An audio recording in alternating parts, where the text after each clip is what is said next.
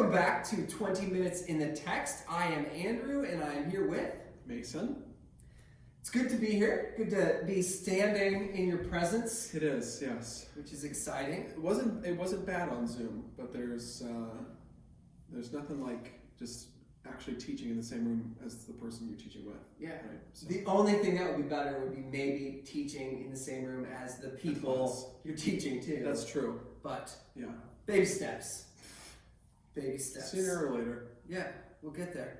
We're in the book of James, chapter 2. We're going to start in verse 14. And if you got your scriptures with you or you just want to listen, either way is good. Let's just do this very first verse. Let's just dive right in. I think that we should mark the historical precedence of this week. Yes. I think we should mark the historical precedence of Starbucks being back open. Praise. And Jungerman Road. Jungerman Road, yes. All the way up to 5. I mean, I think that's something that should be in some history book someday. Yes, as we stand here now, there is no more yellow, orange traffic cones on the Jungerman bridges. Now, if you go the other way, it's a hot mess the other way. You know, one door opens, another closes. Yes, that's it's right. The story of Jungerman Road. I said Jungerman and Jungerman in the same story. All things to all people. Yeah. Yeah. It's glorious. James 2:14. James 2:14. What good is it, my brothers, if someone says he has faith but does not have works? Can that faith save him? We're just going to stop there because this is a speed bump in scriptures. This is a stopping point. This is a stumbling block for many. When we now have this dichotomy, this separation of faith and works, and they're set up against each other. They're put together as these two, often interpreted, opposing forces, if you will. And then James just comes right out with it with this question: can this faith without works save a person? And so, Mason, I'm just going to ask your opinion. Is that a fair question to ask? And what do you think about this question? What do you think about this setup here in verse 14? Yeah, this is a difficult one because I think one could make a strong argument that yes, it is a fair question. No, it's not. Okay. Can this faith save him? Well, yeah, of course, because faith. We've learned we're saved by grace through faith, but also, as we'll talk about today, if there aren't any good works that are accompanied, if there isn't a faith that's accompanied by good works, it seems like that faith is dead. So again, it's an interesting question. What I think that is important to highlight again is the fact that we have to remember that this is written to mature Christians. We've probably said it almost every week that we've done this, but it's such an important thing to keep in mind because of the fact that we've got the sort of faith thing figured out, right? When the readers are reading this, there is no battle in their mind of, oh wait, but now, does faith actually? But I thought works didn't save us. There's none of that going on. This is sort of like, okay, now we're getting into the sort of sanctification part of faith. Yes. Okay. So as we move forward, as we get into this, we're understanding that there's no argument here regarding our justification by grace through faith on Christ alone. Right. And as Christians today, we understand whenever these conversations come up about good works, that as Christians, we're always looking to faith as that which clings to Christ as our Savior. And so in this conversation, as we're understanding this, faith is been received already by, grace has been received already by faith. Right. And like you said, the sanctification part, now we're flowing out of that and we're saying, now how then shall we live in this life? And so that's where we get to this question of, do works accompany the faith? How do works accompany the faith? What's the role of works in faith? Etc. I think that also, just to a general Lutheran audience, this is a tough thing to talk about because of the fact that we are grace through faith people. But again, we have to always look at the context of what's being written in. There is the tendency to I'm saved by grace through faith, so there you go. And there's just no effort of sanctification and good works. Yes. That is the sort of at seminary, my professor talks about ditches. You fall into one of the ditches. Yes. That's one of the ditches that you can fall into.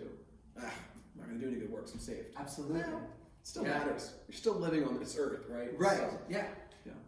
As opposed to the other side, the other ditch, right? Most roads, right? You're going to have a ditch on either side. Right, exactly. The other ditch is this idea that now I must do my good works because the gospel is not enough. And right. both of those things are dangerous. Exactly. So we're going to attempt to toe the line right in the middle. Yeah.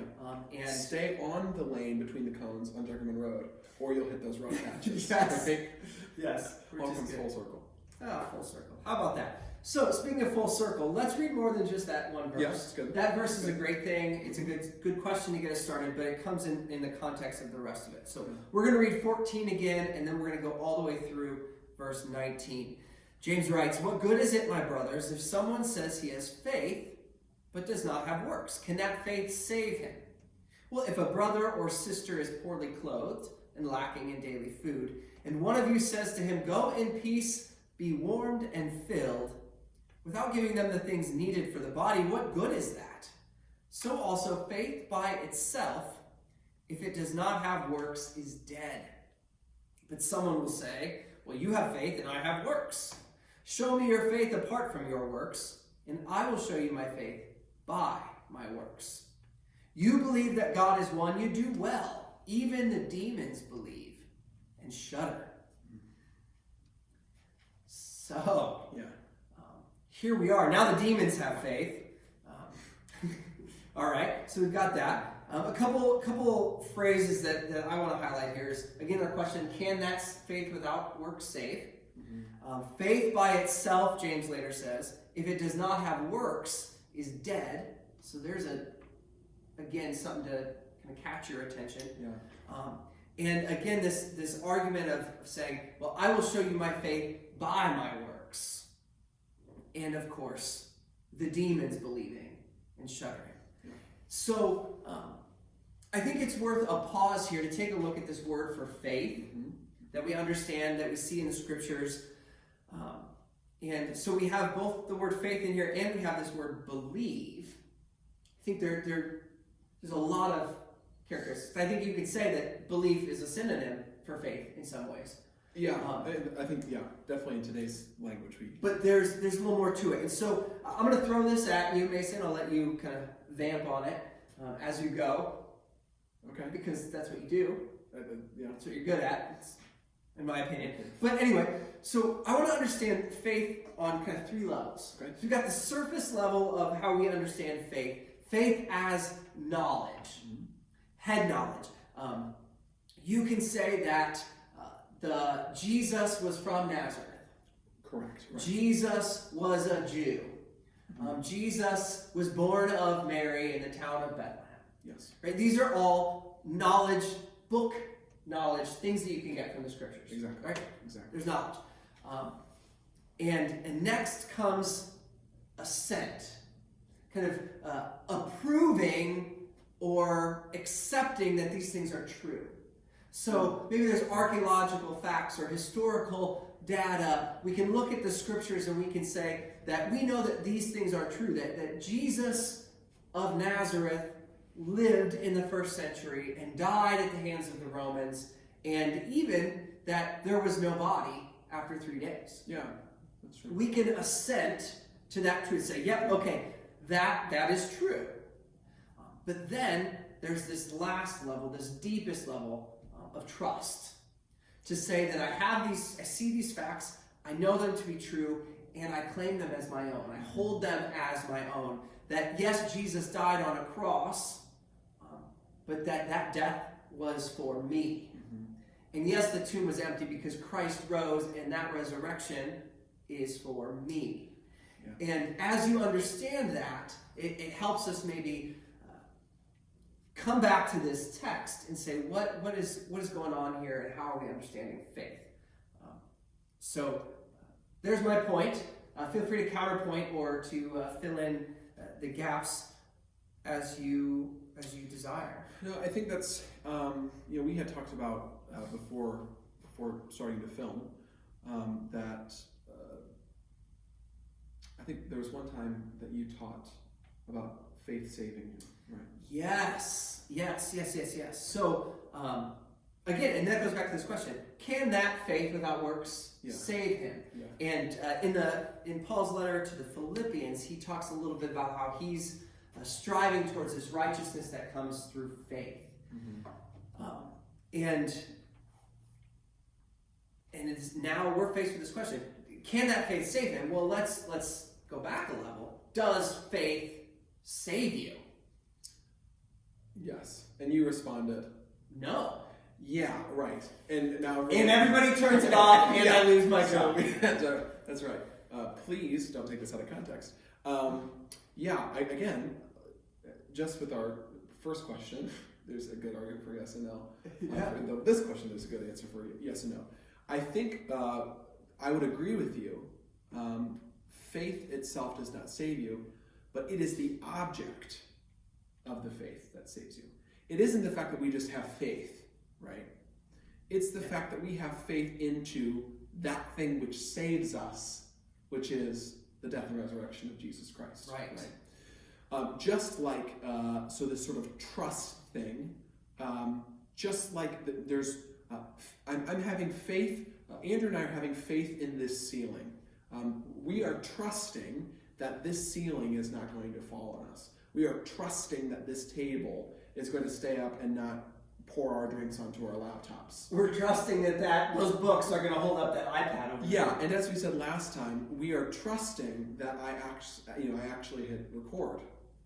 And then what turns out is we filmed it the first time, and we weren't recording. So we did 20 minutes talking to the window. It is recording. It is recording. So we're good. Right. We're good. So we have trust in that. So it's not the fact that we just have trust. It is, again, it's always the focus is on the object of our trust. And when we get that down, then we can understand what Paul's talking, or not Paul. I have done this every time James is talking about when he says this. He has this conversation about faith and works. That's what I'll say. Yeah, no, I appreciate it. That's good. Because again, we're not talking about justification, right? Or we're not talking about the act of you getting your salvation, right? That is in Christ, that is through Christ, that is grace. That Christ took the cup of wrath to the cross for us and gives us the cup of grace. Yeah, right. That great exchange. And that has been done. That is in the past. There is no changing it. You, child of God, have been saved by the grace of Jesus through his death and resurrection. Yeah. Faith is when that is given to you, it just like a Venus flytrap, right? Yes. The grace is just like put it right in there, and your faith just and you can't. I don't know what I did here. Locks that in. And that faith, powered by what it holds on to, now, I think the word that you like to use in this is transformative. Yes. Which, another good word I thought of is reactionary. So you have, sometimes this is challenging for me because I'm a writer, so when we have this, it's teaching me. So I'm just going to use my hands more. So you have the top level thing, the tier that you have, the life, death, and resurrection of Jesus, right? I have them in the frame. And then you have the faith that grabs hold of that, right? So there's the first piece, second piece, and then there's the third piece. Now that faith has, grasped hold of it, the reaction to that then is doing stuff, right? Sanctification. Yeah. The three go together, right? They have to. Because if you just pull it apart, and if you take one piece by itself, it all falls apart. If you just take the Jesus died on the cross, well, that's good. Well, okay, but it has to be for me, and that's where faith grabs hold. And then we do things out of that. The three always have to go together. Yeah, it's interesting. The word spontaneous, Yeah. Transformative, reactionary. Things are happening in faith. Faith isn't just like this, I don't even know what the word is. Faith isn't just this ethereal, like, Oh, yeah, whatever. Yeah, right. Faith it's a real thing. Stuff is happening. Yeah. Right? When neither of us were baptized here that I know of, right? But whenever we went to the baptismal font, Yeah, right. and water was splashed or poured on our heads, or Yeah. if you were dunked under, like, yes, you're getting wet and you have to be dried off, but like stuff happens. Yes. Real stuff is happening, and you have been changed. Yeah. And that is that incredible part. And for me, that's where the good works come from. That's really what the question is. Is it saying, are you changed? How has God changed you? Yeah. And has that faith made you alive to be Christ for all these people here? Right. Because your good works, there's no good works that are going to reach up into heaven and bend God's ear. No. It's not at all. Sorry, spoiler alert. If Yeah. you're trying to make God happy by doing enough good things, you're never going to do it, you're going to fail, it's going to be miserable. Yeah. But when you trust and rely that God has done all the work already, your faith clings to that, your heart is changed, you are turned by the Holy Spirit, and now your focus is not on, am I pleasing God? Your focus now becomes, how am I a vessel of God to share the love of Christ with others? This has been fixed by the blood of Jesus, and now how does this affect our life? I know that we're coming up on time, so I don't want to dive too deep into this. Maybe this could be sort of the teaser for next time. Yeah. What does it mean by works? What does it mean? I think that's a good question. I think that there is the part of it that is the works of earning salvation. But I also think there's another part to works. Show me your faith apart from your works, and I'll show you my faith by my works. What does James mean by that? I have an interesting thought about that, but I don't want to get too deep into that. Yeah, I think that's a great place to end. I think it's a great place to just call it. Yeah. Let people noodle on this one for a while. Praise be to God for everyone who is watching this just back to back. You're binging it, you don't have to wait at all. If you're not binging it, you're going to have to wait for a couple days and noodle on this and ponder on this. And I think it's good for us to wrestle with that question of, what's going on here with my works? What are they? Where do they come from? Yeah. And why am I doing them? Yeah. And it's a good place to end. Right. So ponder on that, noodle on that. Send us questions if you have them. If we said something that's confusing to you, we'll try and address it as we move forward. Yeah. But otherwise, we're going to be right back here in James chapter 2 next time that we are all together. So until then, God's blessings, and we'll see you next time.